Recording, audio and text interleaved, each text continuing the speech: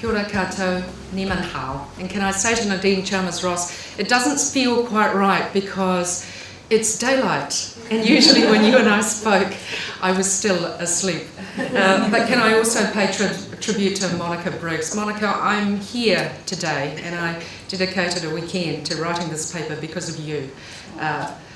Life is about leadership and it's about supporting and backing people who are doing good things. And I back you as a leader. Can I also pay tribute to Susan Doty? I'm working with Susan at EY. We're doing a survey together. Many of you will have received it. Please fill it out. It's important.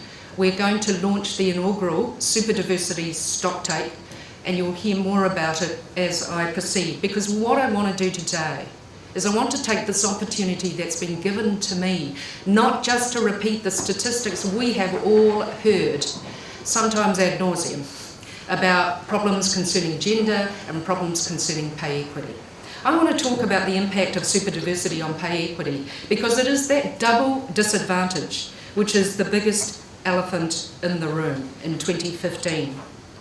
Because in the 21st century, when we're kicking off the 2015 pay equity campaign for the YWCA Equal Pay Awards, the biggest elephant in the room, which has no visibility in this country to date, which no one has written about, and where you can't even get the data to scale the depth of the problem, is the fastest growing unequal pay issue in the market today. If we don't tackle it now, it will become a tsunami by 2038. That's 25 years' time, and it will make New Zealand overall much less equal between the haves and the have-nots, and it will predominantly affect the young. I'm talking about the double disadvantage. I'm talking about the intersection between gender and race, and because it is the intersection between gender and race, it will also intersect with age. Now, I'm not saying that people are neatly packaged categories. They're not. We're all not neatly defined categories. We can identify with more than one equality strand at a time. So sometimes it is the intersection between gender and race, disability, age, sexuality, religious belief. But I want to focus on the intersection between gender and race and ethnicity because Auckland is super diverse now. I have around me people who are more expert in this field than me, although I advise in employment law and I do diversity plans and strategies. But you know right now that 56% of your talent pool in Auckland are those who are not born here and they're New Zealand born children. I am a director of a bank. 90% of the people who turned up at our graduate recruitment program were Asian. So the transformation is happening right now. And it is getting to a stage where we are heading towards a majority of minorities. And I've seen the New Zealand statistics trends out to 2038. And what that tells me is that by 2038, 51% of New Zealand will be Asian, Maori and Pacifica. By 2025, the Asians will start to overtake. Asians are currently 1 in 4 in Auckland and they're moving to 1 in 3. And of course, you know that the demographic age profile of these big minority groups is really quite different from the Anglo-Saxon population. The average age of Pacifica, 20, 21. The average age of Maori, 22. The average age of Asians, 30.4. The average age of Anglo-Saxon, 44. Ageing, shrinking. So that also affects customers. We're talking about the business impacts here of pay equity today. So we're talking about a transformation, we're talking about demographic disruption and the intersection of that with age, but also, of course, with digital disruption. Because if your customer base is getting younger and browner and yellower, and if your internal talent that you're recruiting is getting younger, then they, of course, will want everything online. They'll expect from you what they get from Google. And so we've also got the intermarriage. If you look at the ethnicity of babies that are being born now, many of them are 2 and more ethnicities. My baby has 2 and more ethnicities. He is Chinese, he's Taiwanese, but he is also British. And my husband's parents were born in Shetland and Edinburgh. He is the face of New Zealand's future. I recently returned from Japan and I'm looking at the daughter of a Hiroshima survivor as I speak, Sandy Bergen. And there, when I was there at the Hiroshima Peace Museum, I met a Wellington couple. They were there for the marriage, the wedding of their son, to a Japanese woman he'd met at Victoria University, where he'd been studying accountancy. The world is trending towards globalisation and it's trending towards urbanisation. There's going to be more intermarriage. As a consequence of that, we can't just look at pay equity as a gender issue, because it isn't that simple. And the reason why it's not that simple is because if it has to predominantly do with unconscious bias, then let me tell you that the unconscious bias issues you get when you get an intersection between gender and race and age and a range of other equality statistics is so much more complicated. Many people have asked me whether I found it difficult to be a woman. I have said to them that actually I haven't found it that hard to be a woman, but I found it really hard to be Chinese. That has been the greatest struggle of my life. And frankly, a couple of weeks ago, when I turned down 15 media invitations to comment, as one should now, that I'm sitting on a board of a bank, I thought to myself that my mother-in-law was right 30 years ago. You see, Alma and I had had a fight just before I got married. And she said, May, I was a Bruce and I gave up my name and I took my husband's name, Sinclair, and you should do the same thing. And I said, I am the youngest daughter in a Chinese family and this is the only chance for the family name to survive. So I retained my name, but she was right. Had I been May Sinclair, I'm sure the stats would have been different with respect to Chinese housing. But it has been ethnicity that has been more difficult. So can I say it's very hard to get the stats. Very hard to get the stats of the double intersection between gender and ethnicity. But this is what Stats New Zealand had to say. They started collecting this data in 2009. That gender and ethnic pay gaps, for example, compound, so that Pacific and Maori and Asian women are paid less per hour than European women. So that actually, if you look at the stats, you'll see that it goes like this. White men, white women, coloured men, coloured women. They're at the bottom. And it was very interesting. I actually trialled this many years ago when I went for my 20th reunion at Harvard Law School. I actually did a survey of all of the people in my class, and it did actually bear out. The white men had done the best, followed by the white women. The coloured men were underneath that, and generally the coloured women were the bottom. I was a bit of an outlier, but it was interesting to test it. So let me just tell you the stats. Men are paid more than women, both overall and within the ethnic groups. These effects increase when combining several factors. These trends have persisted over the time period reported. This means European men, $24.52, versus European women, $21.50. Maori men, $20 versus Maori women, $18.99. Asian men, $19.61 versus Asian women, $19.23. The median income was $27,200 for Maori men, aged 15 years and over, and $19,900 for Maori women. There's a gap of 27%. More Europeans are in employment than other ethnic groups, and non-European ethnic groups have consistently higher unemployment rates. My very first book, many, many years ago, has asked the New Zealand government to provide within 2 years data and information on women from ethnic minority groups, including their access to employment. I have tried to find from the State Services Commission the stats on ethnic women in senior positions to insert. We've still got gender data and ethnicity data, so it's very, very difficult to find that data. I've done a lot of work on Terra Nova, and in fact I will be launching a pay equity claim in the High Court. I think I've decided that that is the best jurisdiction, probably within the next 2 or 3 weeks. So it will be very interesting, I think, to figure out whether the law will actually allow me to bring a claim, not only with respect to an industry or a role where women are disproportionately discriminated against in terms of how much they're paid, but also if those women are predominantly Maori or Pacifica or Asian. It'd be very interesting, for example, to look at health workers. A lot of Filipinos working there, a lot of Asian women, but also a lot of Pacifica women. And I see Sina more in the room. So what does all of this tell us about unconscious bias? You see, the racial stereotypes, when intersected with the gender stereotypes, become incredibly complicated. I am told that for a woman like me, the stereotype is that Asian women are quiet. They are underspoken.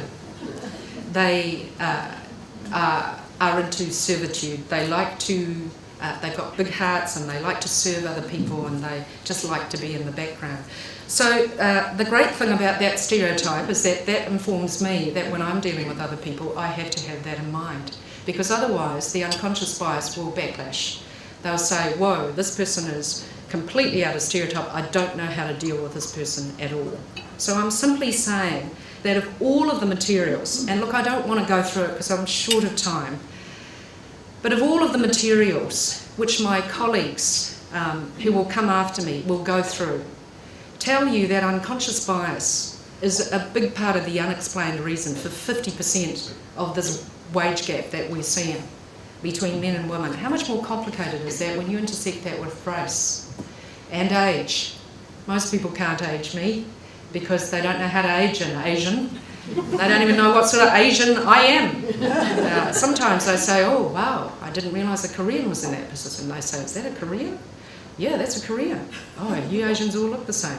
It was very interesting. Last night I was at the Sir Anand Satinand lecture, and a couple of people came up to me from the BNZ and said, oh, we've been working with you on X. And I said, oh, sorry. I said, you white people all look the same. It was just a joke. But you know, the thing is, it is difficult. People can't place you. They don't know where you're from. People sometimes are standing next to me and they say things like, oh, I can't believe it. Can't speak English, can't drive properly. Look, they probably spit on the road. Oh, but not you, mate. No, not you. We like you. You're not really Asian. You're just one of us. So, of course, this is difficult because actually, I have a big secret. I am Asian. So, what I'm also wanting you to focus on is that people who have the intersection between gender and race also look a lot less like anybody else in the room. So I'm less likely to have someone come up to me and say, I've decided to take you under my wing because you remind me of what I was like 20 years ago, and I'm going to give you a hand up. Because actually, in a lot of rooms I've been in, nobody else looks like me. I'm often the only coloured woman in the room. And I chose a profession which is not known to have a lot of coloured women in senior positions. I also chose a profession which requires you mainly to have great dexterity with respect to both oral and written English, which was not assisted by arriving in New Zealand at the age of 6 going on 7, knowing only the words elephant and watermelon. But the great thing about that is that you can overcome. And of course, there are classic definitions of beauty, and we know what the classic definitions are. I was recently in Japan. We were riding the subway. My son said, what does that ad mean? And it was 2 Japanese women hugging a big model of a woman that looked like Barbie, pure white porcelain skin. And I said, that is an ad for skin whitening product. And what it says is that you can have white skin and be beautiful. So this is also a difficulty because for coloured women, well, this is the colour I was born with. And some people say, well, you could get whitener for that. And I say, no, I don't need whitener.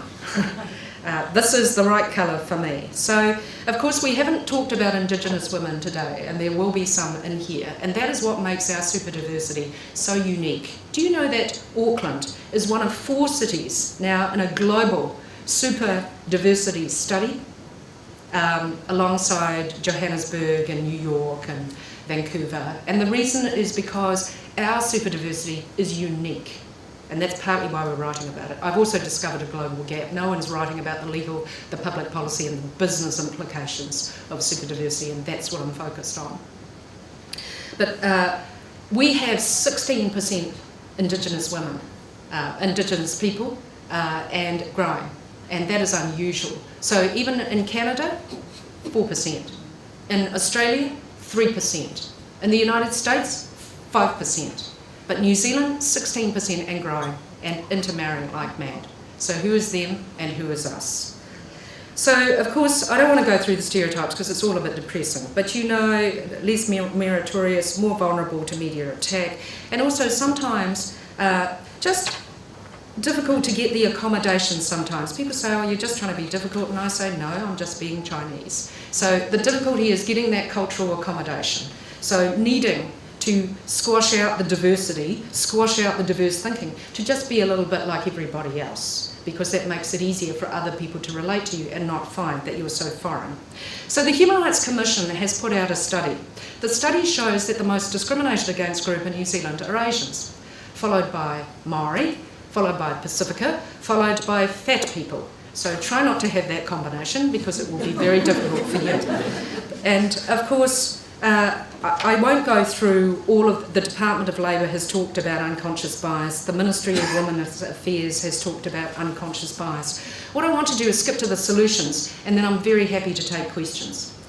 I have some solutions as follows. First of all, visibility to the issue is the most important, because if it's not visible and you can't quantify it and there's no data, then we can't start discussing it and we can't start solving it. Why do we need to solve it? Because, as I said, we are going to get growing numbers of New Zealanders that belong to these groups. And if we do not allow these people to fulfil their full potential, then we will start to lose financial capital as a country. And if we continue to allow them to have as their number one issue discrimination and employment, then we're also going to increase or decrease our social capital. That is trust in institutions. People will feel marginalised. They'll feel angry. They'll feel upset. New Zealand is currently number 4 on the Peace Index. Part of the Peace Index is about racial harmony. It has to do with why we like living in New Zealand. So these issues are important. It also relates to comfort at work. You want your staff to come to work and be themselves, bring themselves to work, feel passionate, and be able to give you the best of what's going on in their minds, as opposed to feeling as if they need to censor. They're not going to feel that way if they feel under threat, if they feel discriminated against. So that data collection is important, and I would like the Super Diversity Centre to be part of encouraging the collection of that data. Secondly, leadership. The best and most helpful mentors and advocates for coloured women are actually white men. I'm married to one. And I have made a white male the CEO of the Super Diversity Centre. He can say things that I cannot say. If I said them, I'd get attacked. People would also say, oh, well, she would say that, because look at her. So I say to the white men in this room, my best mentors were all white men. They helped me get to where I am today. Without them, I would not be here. And so you have a role to play, but you have to get educated. You have to understand more about cultural intelligence, and that requires training. I went to London earlier in the year to train. I thought I had huge cultural intelligence because I've been doing it all my life. But actually, put me next to Africans from a third world country and I struggle. They have a completely different worldview, context. And so I have to train. I'm going back to Singapore for the second part of my training. It's, the training is by Common Purpose. It's by the woman who wrote the book Cultural Intelligence. And then can I say to the white women in the room, you are the second most important advocates. We have a shared experience of discrimination. But actually, you can see it and you can help your colleagues. The tsunami will come because if they're coloured and they're young, and they will be predominantly young, they will struggle. Because as we know, young people already, without the intersection of race, struggle in the marketplace. They're new, they don't have experience. Who's going to give them their first job? Particularly if they're ESOL. English is not their first language. Very difficult. So in terms of the third category, coloured men, they also have a shared experience of stereotyping on the basis of race and experience of racism. My third recommendation is law reform. I've spent the last 2 days, Sunday and Monday, trying to figure out how to best bring this pay equity claim. It's not a straight up and down pay equity claim like Terra Nova. where you can go under the Pay Equity Act. It's not the sort of case that you could bring like tallies under the Human Rights Act. I'll probably file in the High Court because I figured out that they've got inherent jurisdiction and I can still do it. Because we've got a situation here where it's not an employer and the payment is by legislation, and the group of women involved, and there are a lot of them, are actually self-employed. So it will be very interesting to see how that case goes. But the question is whether the Equal Pay Act needs to be expanded so that we're not just looking at it from a unidimensional perspective. Every single person in this room has a gender. Every single person in this room has an ethnicity. Monica is English. It's all right, Monica. I'm married to English. It's all right. And so every single person in this room has a disability status, has sexuality, we could go on. But I am challenging you to see pay equity not just as a gender issue, because it is too simplistic. And the final recommendation is that I do confidently predict that there will be more test cases as super diversity grows, because you will find workers who are trapped in one particular role. On every farm at the moment, 2 out of 3 workers are foreign. The government's just changed the policy, it's great, after lobbying. These people on temporary migrant visas will now be able to get residency. That's hugely important for the rural sector. The reason is because the Anglo-Saxon population is ageing, and for every 10 that retire, they can only get 1 or 2 New Zealanders who want to go back into the industry. So I don't know how many Pākehā farmers have lobbied me to help them with their migrant workers, because they trust them, they're loyal, they'd like them to be part of taking over the farm, but of course they can't get residents. So that will change, but once again, it'll be very interesting to see what their pay rates are compared to the general population. And so I want to end by saying that there's a range of legislation at the moment, and you know them, and it's kind of boring, but as a lawyer I always feel the need to kick in a bit of law. So we've got the Human Rights Act already, we've got the Equal Pay Act, we've got the Employment Relations Act, the Parental Leave and Employment Protection Act, the Crown Entities Act, the State Sector Act, and of course, don't forget the New Zealand Bill of Rights Act. New Zealand already has good laws. It's about the way that we think about this issue. It's too narrow. Let's broaden out the debate, because, and I conclude, the time is right. Auckland is super diverse now, and it is filtering throughout New Zealand. Ward Leland, that did that very interesting ethno-burbs study that you saw in the paper this year, seeing where all the Asians are clumped, he's now doing one throughout the rest of the country. I'm trying to get it early because I've got a couple of launches coming up. But his study shows that it's filtering throughout New Zealand. And of course, this policy that John Key talked about at the February session of New Zealand Asian leaders, and one of my clients wrote to him afterwards and said, use Southland as a case study. That it was announced on Sunday. So giving migrants more points if they'll go elsewhere will mean that super diversity will now filter more quickly throughout New Zealand. We know it's been happening in Wellington, of course, is the second most diverse. We know it's been happening in Christchurch because of the rebuild, although the composition of the source countries of those migrants is slightly different. But it's now going to filter out throughout regional New Zealand. So it's not an issue you can escape. It's here. And the question is how we deal with it so that we can get the upsides without the downsides. You are a group of tipping point people. That is why I gave up a weekend to write on this subject and to think about this subject. Please do something with what I have shared with you, because if anyone is going to, and if anyone is going to understand these issues, it is you. Now, Susan and I are putting out a survey. You may already have it. Please fill it out, because the only way to give visibility is to talk to the experts at the coalface and for you to tell us what you're experiencing. Hopefully nothing I've shared has been new.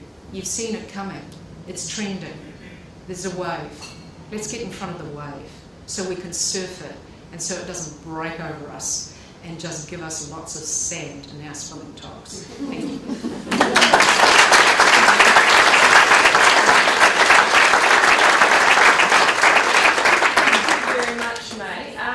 I'm sure there are some questions. While you have a chance to just gather your thoughts and put up your hand, maybe I can kick things off. Sure.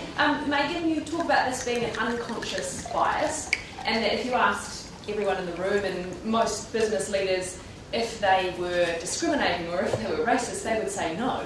Right. How do you get people to accept that we have a problem and that they're doing it too, they're contributing to it in order to address it? It's a great question, and it relates back to my first recommendation. You have to collect the data.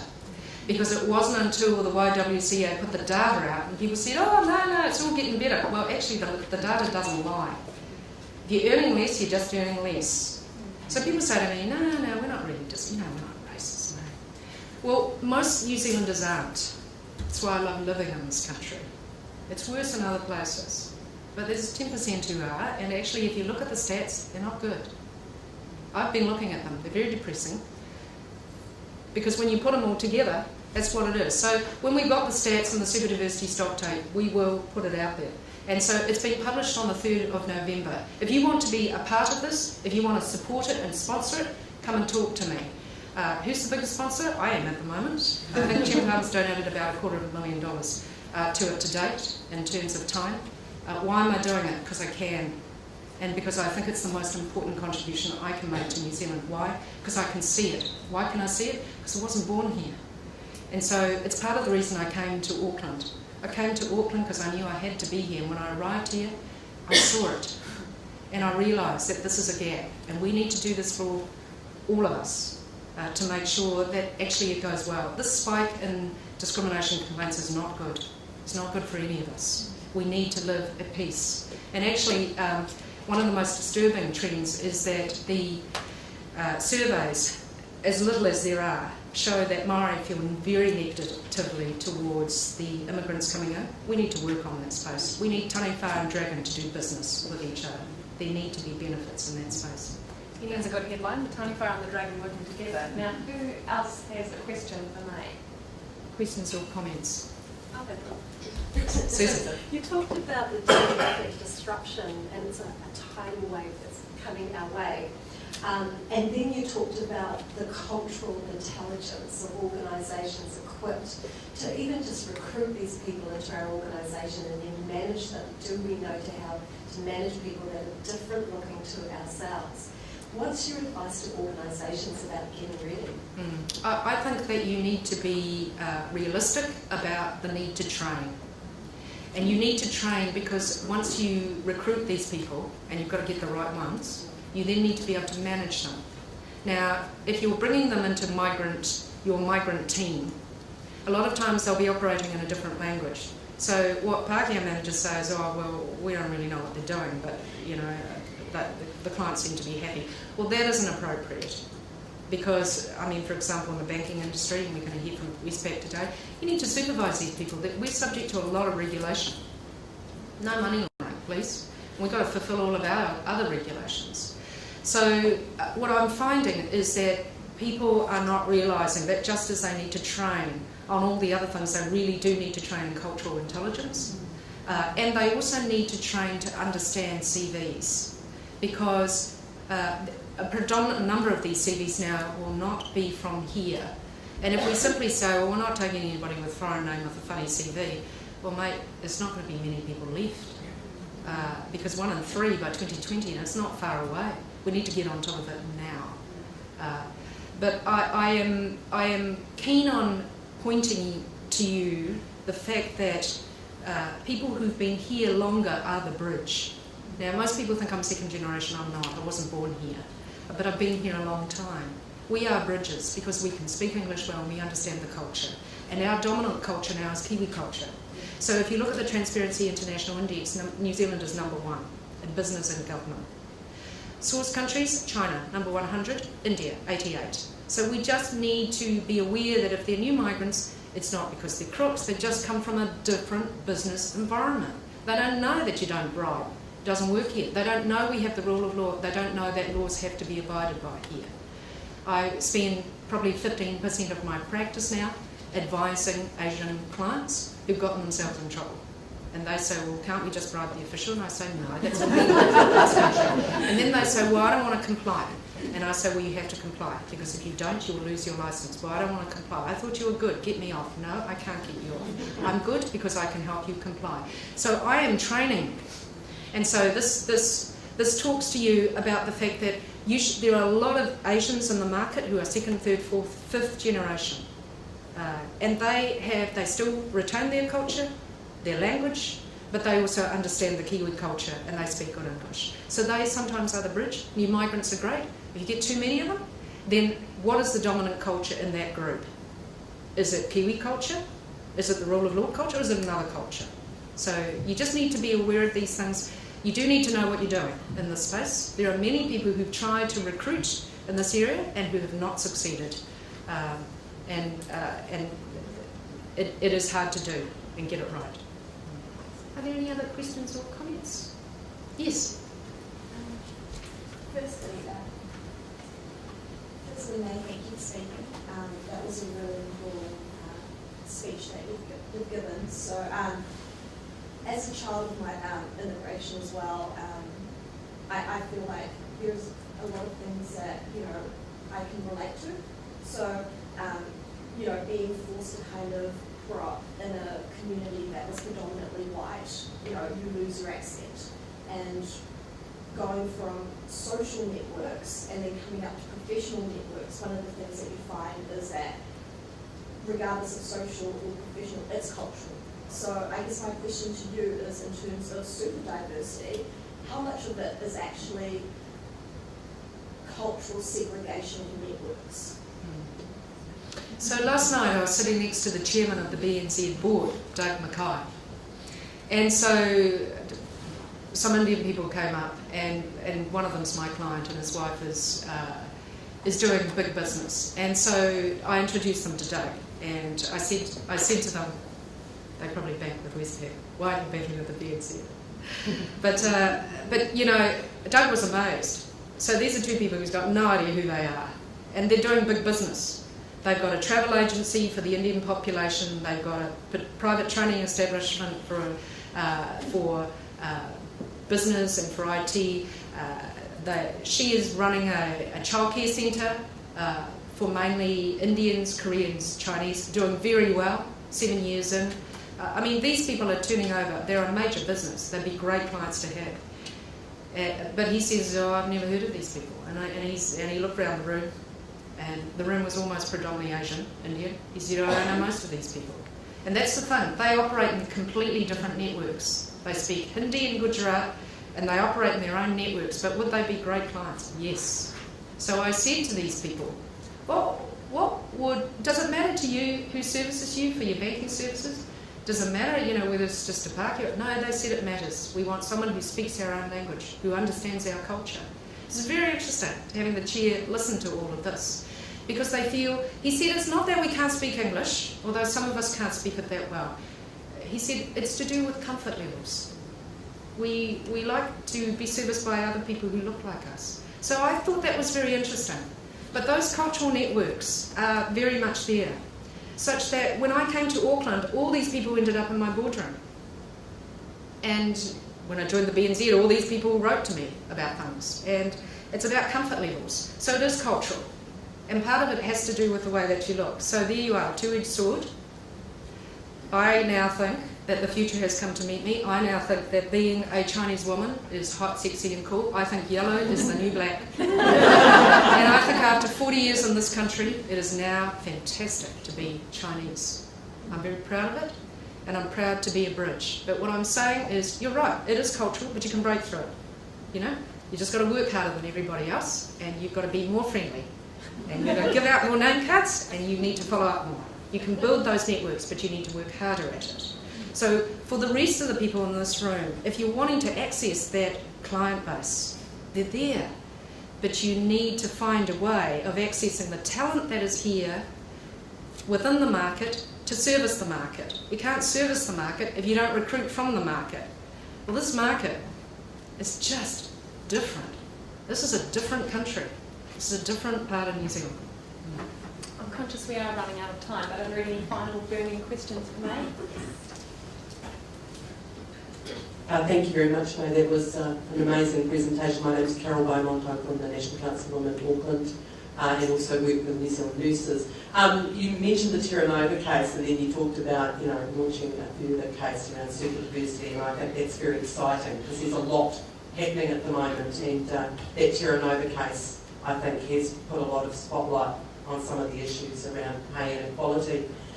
My question really is, and that group illustrates it really well, as you said, and one of the lowest paid groups of workers in the country, disproportionately Pacific, Filipino, other Asian, new migrants, particularly in this part of the country. That case could make a real difference through collective bargaining.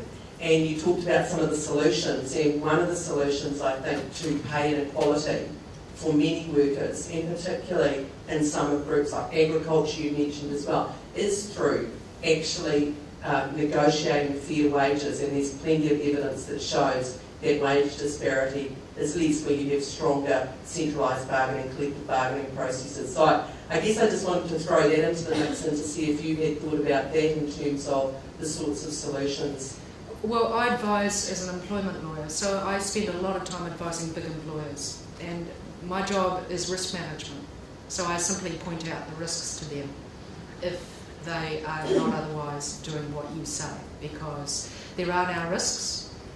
There is now more legislation, and there is now more of a challenge. So my prediction needs to be taken on board. Most of us are risk managers. That's what we do for a living.